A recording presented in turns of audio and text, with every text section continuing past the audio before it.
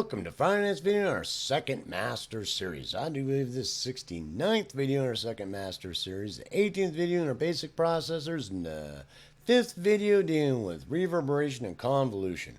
So I really hope it made it real in the last couple videos about the responses and, really trying to drive home the importance of that. What we talked about in the last two videos is going to be of utmost importance in you mastering the convolution reverb and the couple different applications that we have.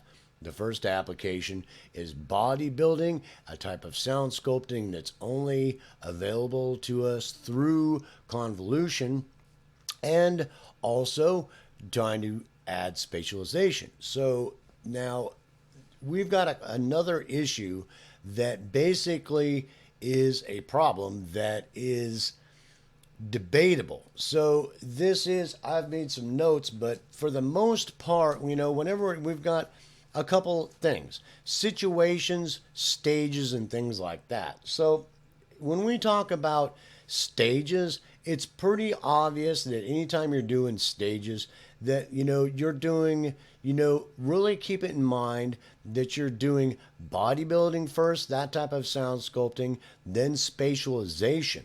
When you're doing spatialization on individual tracks, then subgroups, then groups are like full mix. It's not a difficult concept. And at each stage, going back to maybe readdress what you did do previously, because as you go, it's like 3 steps forward and 1 step back, checking things that when you do something, that means you might want to readjust something you did back behind you. So really keep that in mind. That is a huge thing, especially with the reverberation, because just a little bit too much can cause huge amounts of problems.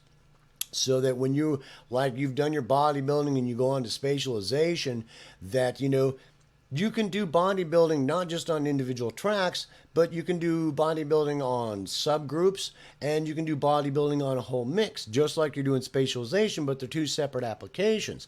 And at any time that you may want to go back and readdress what you did before, because so you don't overprocess and cause a problem.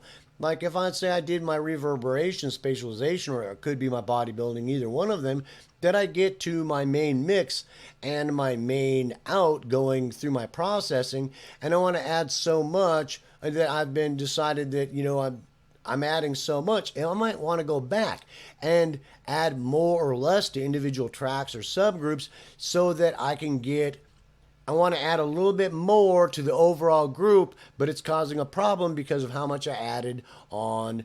I added too much on my main vocal, not enough on my bass, and I have to go back and reevaluate as I go forward. I'm to this step and I go back. Does that mean I need to reevaluate things? This is a huge concept with either one of those applications to help take you to the next level as a master audio engineer. And as you think that through, it will become very obvious why, so especially with reverberation, your next biggest gun being your convolution reverb, you can make a mess out of things with your convolution reverb, but you can also make a beautiful stew, bro. That's just, oh yeah. But too much or not enough or da-da-da-da-da-da-da-da can be a problem. So the stages and reevaluation is a huge concept that's, just like with equalization, is going to be immensely powerful in you becoming that next level master audio engineer. So another subject is different situations, different situations, and different applications. You can sometimes add more of bodybuilding and or reverberation to front tracks that are sitting on the top, where you would think that would be backwards. It would be tracks sitting underneath things. Well, it's not. Things sitting on the top, sometimes you can add a little bit more to because they're sitting on top. The more, and you add less and less and less as you go to farther backing tracks. Supporting tracks and backing tracks normally get less of either type of those, either to one side of those type of applications of convolution reverb, because otherwise it starts causing a mess. But things sitting out on the top, I got an out front vocal, and I'm going to go through a Taj Mahal and give it a little more, so it's really got space. But the stuff underneath it, I don't want to add a bunch of that too. It starts becoming a muddy mess. But that vocal, the thing sitting on top, portray it as it's got this great big sound, which is going to filter onto the tracks underneath it. And trust me. And you don't need to put as much on the things underneath it, because the people are focused on the stuff sitting on front, on top. And if you add a bunch of the stuff underneath it, it starts causing mud. So this is a huge concept to get in your head using your convolution reverb, so you don't end up with a mess. That's a huge thing to get in your head. You get those two things we just talked about through your head. It's going to really help you master using your convolution reverb and using it well in your mixes. So trust me on that. And then you get different situations. Sometimes that you can't add as much to a bass track or a bass drum track, that's going on there, and you got to separate it out there because it causes a boomy mess.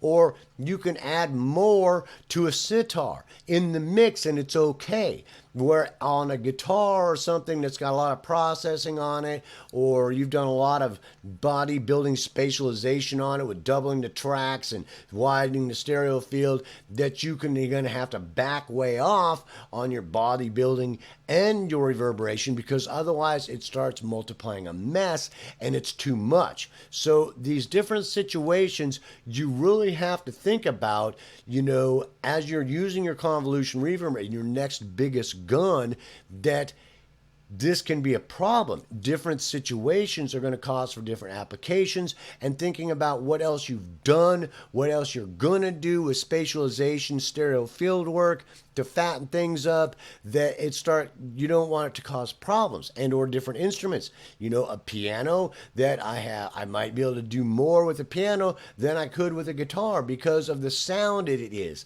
That it might sound good by itself, but when it goes into the mix, it sounds like a muddy mess when it starts getting mixed in with other things mixed together with it. So you got to go in there and back way off on your bodybuilding and your amount of reverberation, so that you don't let your next biggest gun make a mess out of your soup.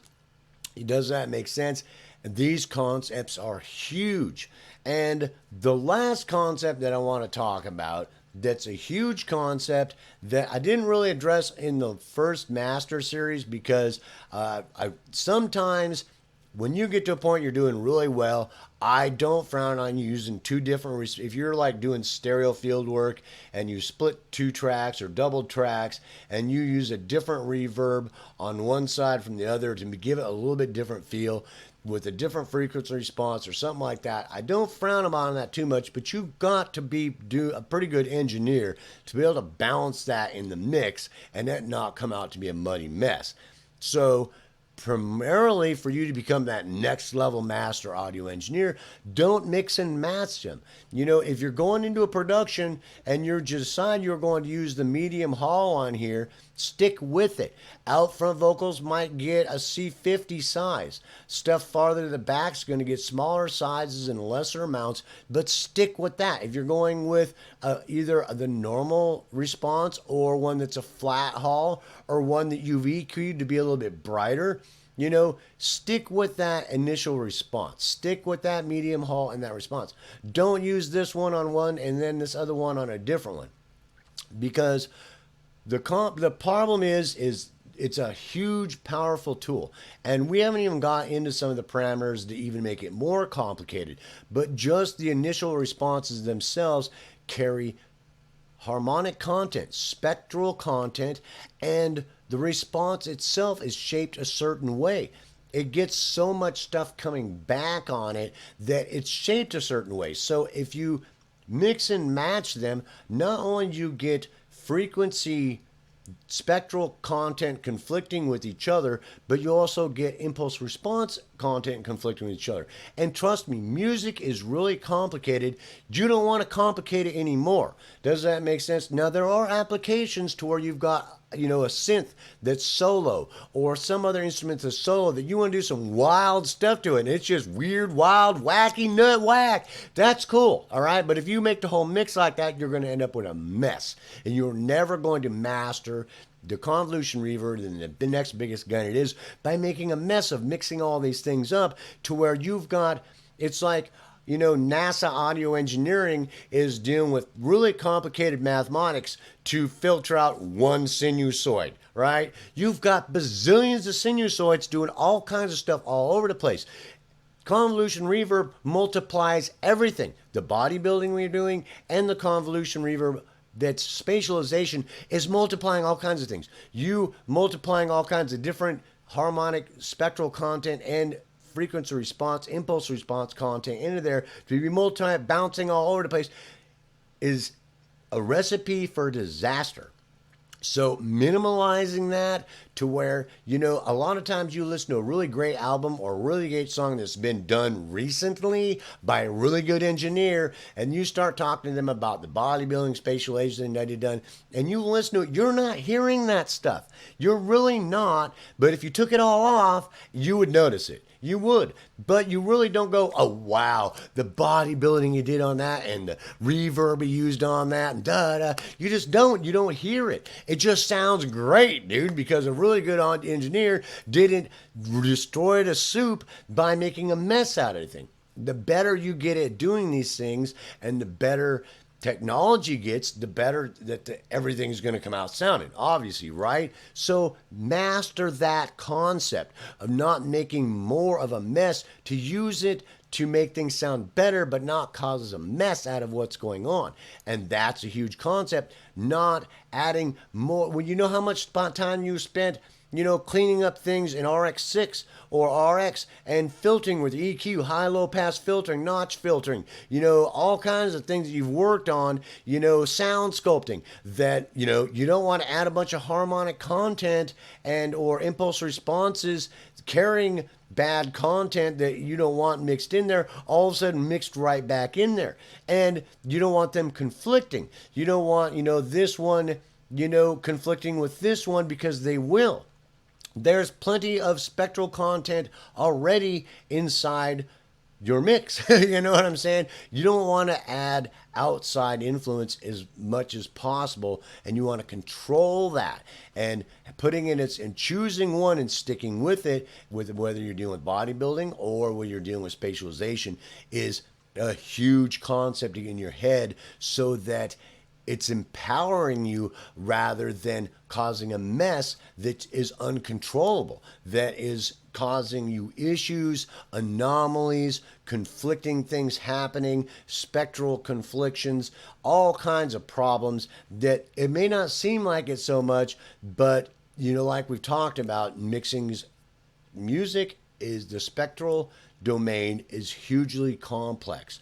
And this tool is a huge gun, the second next biggest gun you have, but it can also be your worst enemy if you don't control it and control what you're adding into it. So these three areas I'm talking about are some of the biggest areas you need to focus on in mastering your convolution reverb and using it well, and using it to where it's beneficial and not detrimental to you as an engineer, and you mastering it and mastering how it shapes your environment and the things you're working on.